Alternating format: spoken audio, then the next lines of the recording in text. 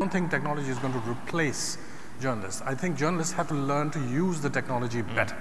Learn to use it to make their stories stronger, make their stories more appealing, learn to use data visualization techniques to tell stories that you don't need 1,500 words. A really beautiful piece of data visualization can tell the story more effectively and digitally than 1,500 words in the paper or even online. That's what I mean. I don't think we're talking about, certainly not in general news.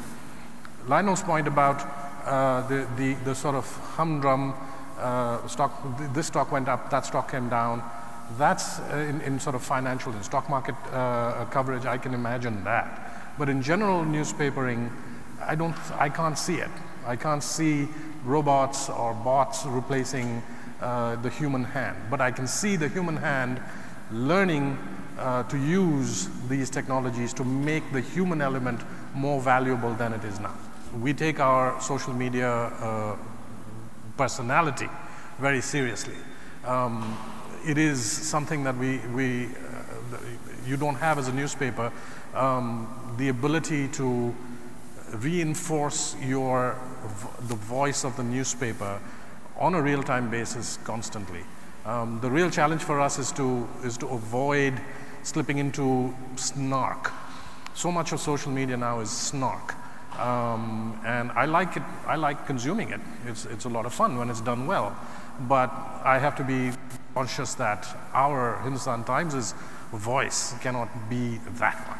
We can, levity has its place. Brevity is implied because we are talking about 140 characters.